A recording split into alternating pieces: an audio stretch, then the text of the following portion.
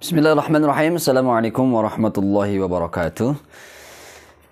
Baik, ini part kedua dari pembahasan kitab At-Targhib wa Tarhib. Kita akan melanjutkan At-Targhib wa Tarhib setelah kemarin di video yang pertama, part yang pertama tentang masalah anjuran untuk menuntut ilmu dan keutamaan orang yang berilmu, keutamaan ilmu dan mengajarkannya kembali dalam kitab At-Targhib wa Tarhib fi talabil ilmi wa ta'allumihi wa ta'limihi wa ma jaa fi fadlil ilmi wal alim wal muta'allim. Gitu ya. Kita akan lanjutkan part kedua. Ini masih pada bab anjuran untuk menuntut ilmu. Ya, setelah habis sesi ini nanti ada pembahasan tentang at-tarhib min ta'allumil ilmi li ghairi wajhillahi ta'ala. Ada ancaman bagi orang yang menuntut ilmu bukan karena Allah Subhanahu wa ta'ala.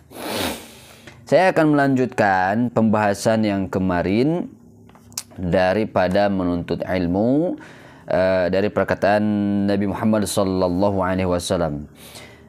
Wa qala Rasulullah sallallahu alaihi wasallam bersabda, "Ad-dunya mal'unah wa mal'unun ma fiha illa dzikrallahi wa ma walahu wa 'aliman wa muta'alliman." Nah, jadi dikatakan bahwa dunia ini mal'unah, dunia ini tercela. Ya, Masya Allah. Allahu Akbar ya, subhanallah. Ad-dunya mal'unah, dunia ini terlaknat. Terlaknat. Ad-dunya mal'unah, dunia terlaknat. Wa mal'unun, ad-dunya mal'unah, mal'unun ma fiha. Dan apa yang ada di dalamnya juga terlaknat. Illa, kecuali zikrullah, kecuali zikir pada Allah Subhanahu wa ta'ala dan apa yang membantunya. Wa ma walahu, wa aliman wa muta'alliman, orang alim dan pelajar. Masya Allah. Jadi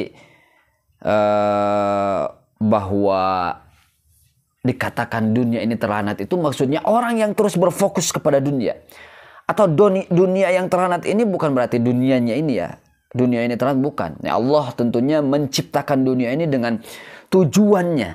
Justru kalau kita bisa memanfaatkan dunia ini dengan sebaiknya, nah ini bisa mulia. Dengan apa tadi? Kalau zikir kepada Allah, dia akan memanfaatkan dunia ini dengan sebaiknya. Ya, kemudian orang yang berilmu akan memanfaatkan dunia ini dengan sebaiknya. Terlaknat di sini ketika orang berfokus pada dunia melupakan akhirat. Ketika orang setiap harinya dunia lagi, sehingga dia lebih mengutamakan dunia daripada akhirat. Ini mal'unah, ini yang tercela, yang terlaknat. Bangun tidur sudah berpikir dunia lagi. Lalu kemudian siangnya berpikir dunia lagi. Sehingga apa? Melupakan masalah akhirat. Islam tidak melarang kaum muslimin menjadi kaya. Tidak. Justru 10 dari sahabat Nabi yang dijamin masuk surga. Di antaranya adalah 80% sahabat itu orang kaya. Sahabatnya kaya. Abdurrahman bin Auf, Abu Bakar juga kaya. Utsman bin Affan, oh, Masya Allah. Nah, kemudian mereka meletakkan dunia itu di genggaman, bukan di dalam hati. Kenapa? Karena mereka tahu dengan pernyataan ini. Nah, jadi melakukan sesuatu karena Allah, mencari nafkah karena Allah. Sehingga ketika dunia ini sudah di genggaman, akhirat di dalam hati, ketika dia dapat uang, berbisnis, ini untuk Allah. Di jalan Allah. Diberikan, ada sedekahnya, ada zakatnya. Masya Allah ya. Kemudian dibelikan untuk hal-hal yang bermanfaat untuk kehidupan di akhirat.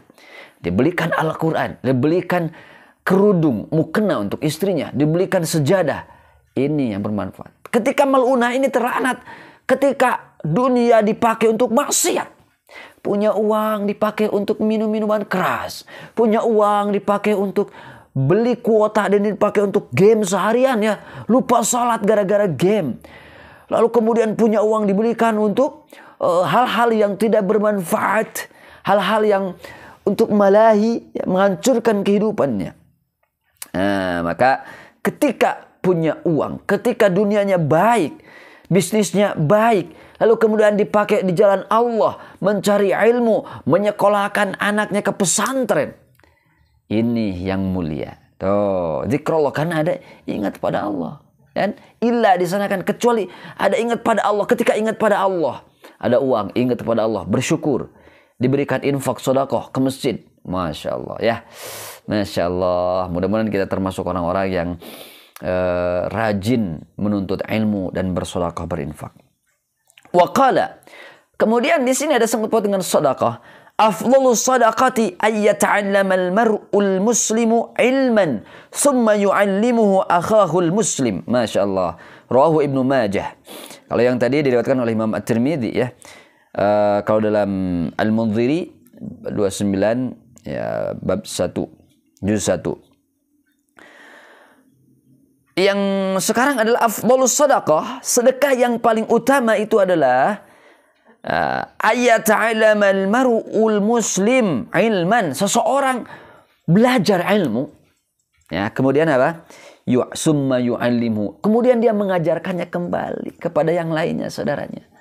Dia sudah belajar, kemudian mengajarkannya kembali, sebagaimana kata Nabi, ballighu anni walau ayah. Dakwakan, ajarkan. Ini yang utama. Ketika ilmu dia digenggam sama sendiri, tidak mau mengajar, sampai jatuh. Tidak mau mengajarkan pada orang lain, maka ilmunya hanya untuk dirinya sendiri, bisa jadi tidak bermanfaat. Manfaat hanya untuk sendiri, maksudnya untuk sendiri bermanfaat. Tetapi yang paling bagus ini sedekah adalah punya ilmu, lalu dia belajar, lalu dia ajarkan orang lain. Nah, saudaranya, supaya sama-sama. Makanya begini, man dalla ala khairin falahu mislu ajri fa'ilihi. Barang siapa yang menunjukkan kebaikan pada seseorang, maka dia mendapatkan pahalanya itu juga yang diamalkan.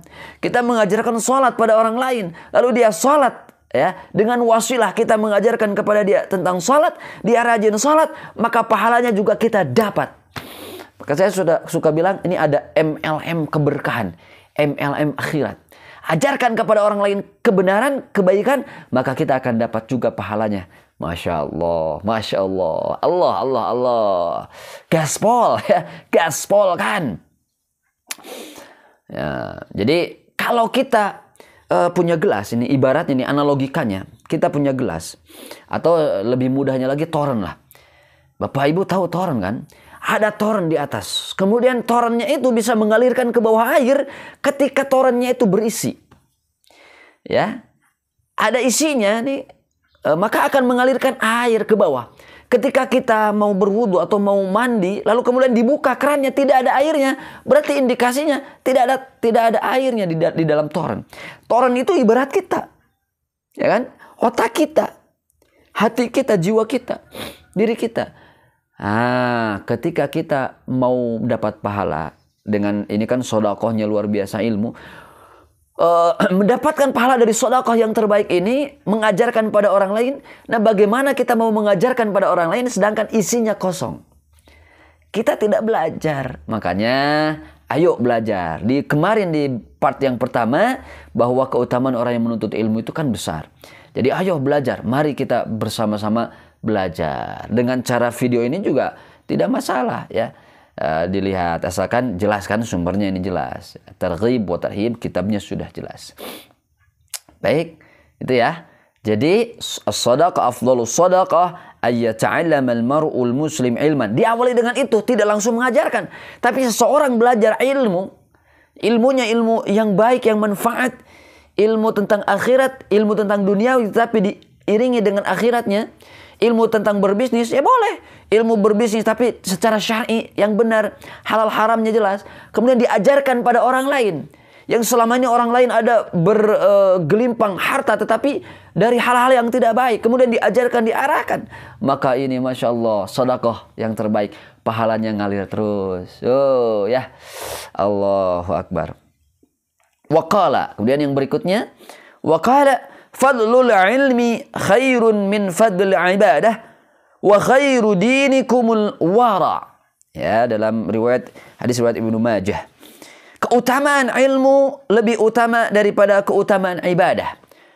Fadul alim 'anil 'abid. Orang yang ahli ilmu itu lebih utama daripada yang ahli ibadah. Ya. Wa khairu dinikum al-wara. Dan agama yang terbaik adalah wara. Artinya berhati-hati dari berkata yang syubhat, apalagi yang haram. Jadi wara itu hati-hati, kehati-hatian. Khairu dinikum.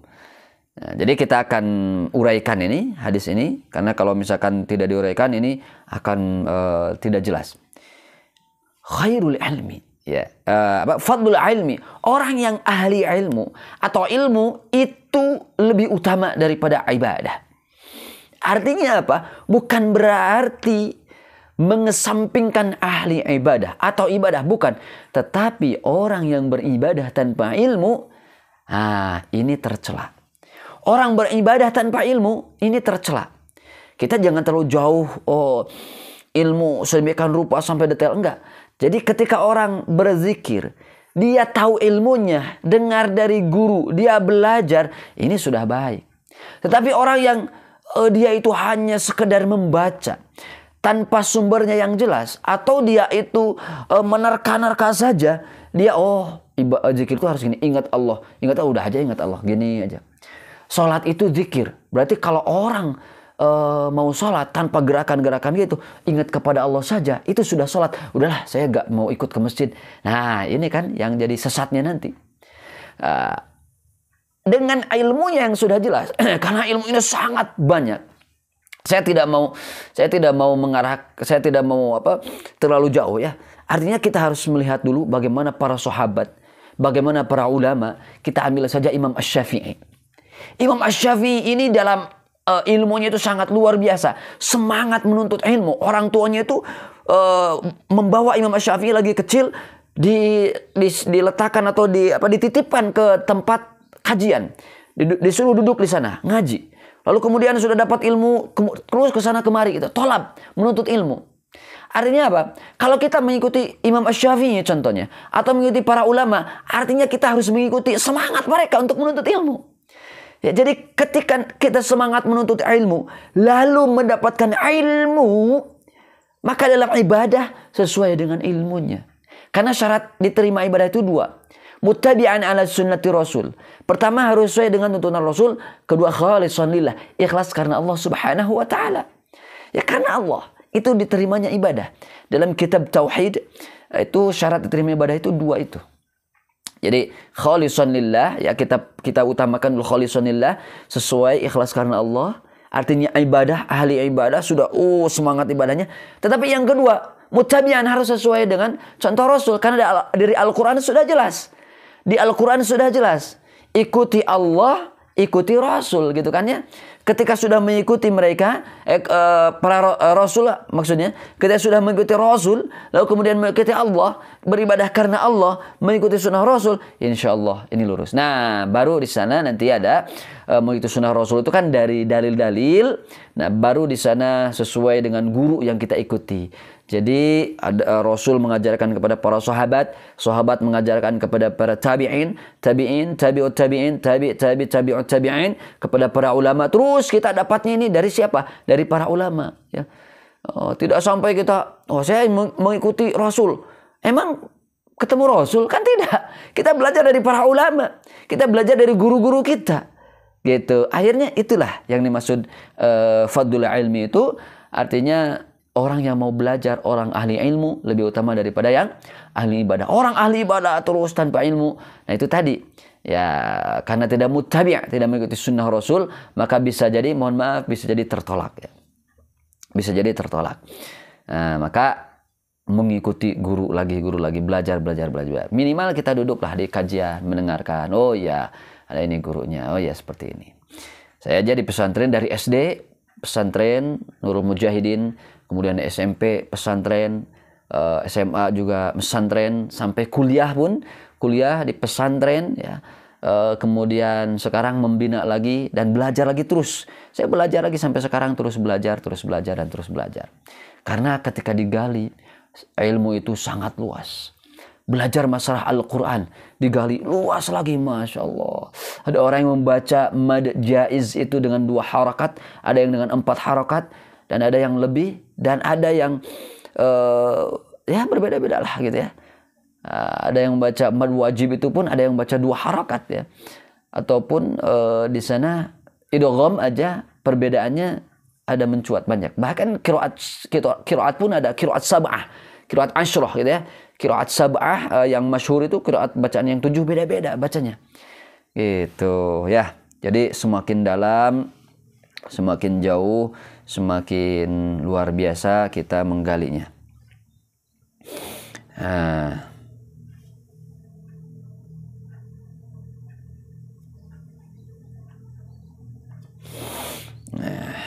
Masya Allah.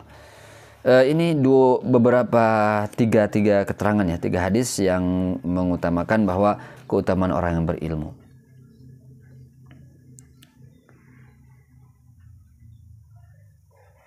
Ya baik, jadi ini singkat saja ya, jadi tidak perlu diperpanjang. Kita langsung nanti sesi berikutnya masuk di bab at-targhibnya. Ini at-tarhibnya, mohon maaf at-tarhib ya. At-targhib fi thalabil ilmi, kemudian nanti at-tarhib, ancaman apa bagi orang penuntut ilmu. Ya.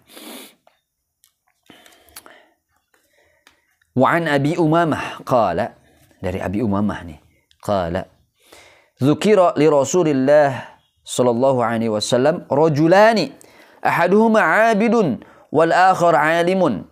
Ada ketika suatu saat itu datang kepada Rasul ya, disebutkan bahwa di muka Rasul itu sallallahu alaihi wasallam ada 2 orang lelaki. Ahaduhuma, salah seorang di antara mereka itu 'abidun, ahli ibadah, wa 'alimun, 2 ahli ilmu. Ya, ahli ibadah dan ahli ilmu. Faqala alaihi afdhalus salati wassalam fadlul alim 'alal 'abid ka fadli 'ala adnakum. Lalu kemudian dikatakan ya, bahwa keutamaan orang alim di atas ahli ibadah seperti keutamaan aku atas orang yang terendah di antaramu. Masya Allah. Jadi ini lagi-lagi diutamakan. Jadi hadis berikutnya itu memang keterangan berikutnya diutamakan bahwa ilmu ini adalah pondasi. Ilmu adalah pondasi. Tetapi juga jangan sampai karena keterangan ini saya ingin mengatakan di sini di akhir sesi ini bahwa bukan berarti orang ahli ilmu wah dia mulia sedangkan dia tidak ibadah. Itu sama saja. Nanti terkena dengan sentuhan dari Rasul bahwa ilmu yang tidak diamalkan, nah itu bahaya juga. Kalau dalam mahfudhat itu ada dinyatakan bahwa al-ilmu bila amalin kasyajarah bila thamarin. Ya, kasyajari bila thamarin ya. Ilmu yang tidak diamalkan itu ibarat pohon yang tidak ada buahnya. Kering, tidak ada manfaatnya. Begitu. Jadi al-alim juga berarti kan orang alim ketika disebutkan kalau kata Rasul ketika disebutkan oleh Rasul itu al-alim, orang ahli ilmu, berarti maksudnya itu adalah orang ahli ilmu benar-benar dia tahu ilmunya dan mengamalkan. Alim ya ilmun amilun, orang alim dan amil, orang yang ahli ilmu dan mengamalkannya. Karena zaman dulu zaman para sahabat itu ketika berilmu tidak disebut berilmu kecuali kalau dia itu sudah mengamalkan. Nah, jadi ilmu dengan amal, jadi dia berilmu dan dia beribadah. Kalau abid ahli ibadah itu ya dia ibadah tok gitu. Yang dimaksud di sana itu tadi. Jadi sebagai penutup dari sesi yang kedua ini bahwa dikatakan bahwa fadlul alim, orang yang ahli ilmu itu lebih utama dari ahli ibadah dengan maksud bahwa ahli ilmu juga mengamalkan ilmunya. Dengan maksud ahli ibadah itu artinya bukan berarti mencela ahli ibadah, tetapi orang yang beribadah ya tanpa ilmu, begitu ya. Orang yang beribadah tanpa ilmu. Ya, saya tidak jauh-jauh menarik bahwa tanpa ilmu maksud di sini dia harus mengkaji. Memang betul kewajiban keharusan menggali sampai nahwu sharafnya, tafsirnya segala macam. Tetapi dengan dia duduk saja, belajar saja dengan ulama, mendengarkan, mendapatkan keterangan, nah itu sudah berilmu kan, sudah dapat ilmunya. Nah, maka di sini ayo kita ilmunya digali terus, kemudian diamalkan dengan ibadah kita pada Allah Subhanahu wa taala. Wallahu a'lam bissawab. Semoga ini bermanfaat. Jadi tuntutlah ilmu sebanyak-banyaknya, haus akan ilmu, karena ilmu sesuai dengan hurufnya ain lam mim. Ilmun. Ini analogi ataupun hikmah daripada ilmu itu. Ilmun ain itu terbuka ya. Ilmun ain itu mulutnya terbuka. Artinya haus. Orang yang ahli ilmu itu haus. Belajar ilmu ini, belajar ilmu terus itu. Kemudian yang kedua lam. Lam itu kan ke atas. Ketika dia sudah banyak ilmu, Allah angkat derajat. Sudah di awal part pertama sudah saya jelaskan. Diangkat derajat oleh Allah. Lalu kemudian mim. Ketika dia sudah diangkat derajat, lalu dia mim. Mim itu ke bawah. Zail atau ekornya ke bawah. Ya, dia mimnya ujungnya ke bawah. Artinya ketika sudah diangkat, dia sudah jadi ilmu. Justru bukan tinggi, tetapi dia merunduk ke bawah. Dia tawadu. Dia benar-benar, semakin banyak digali ilmu, semakin banyak tidak tahu. Nah itulah maka dikatakan keutamaan orang berilmu itu begitu. Semakin banyak tidak tahu, semakin banyak tahu. Oh begini.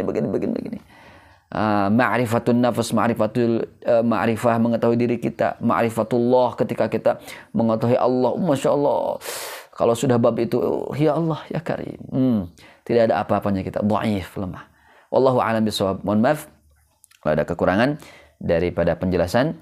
Semoga ini bermanfaat. Ini ingin mengompori, ingin memotivasi untuk semangat belajar, semangat menuntut ilmu. Sudah dapat ilmunya, diamalkan, diajarkan. Jadi diamalkan, terapkan dalam ibadah supaya ibadah kita tenang. Jadi ibadah tenang itu ketika ada ilmunya. Oh, mengangkat tangan Rasul itu begini atau begini, menyimpan tangan itu bagaimana gitu ya. Itu ada perbedaan khilafiyah. Kita ambil yang mana silahkan sesuai dengan gurunya masing-masing yang mengajarkan, yang sudah punya ilmunya. Wallahu a'lam bishawab. Assalamualaikum warahmatullahi wabarakatuh.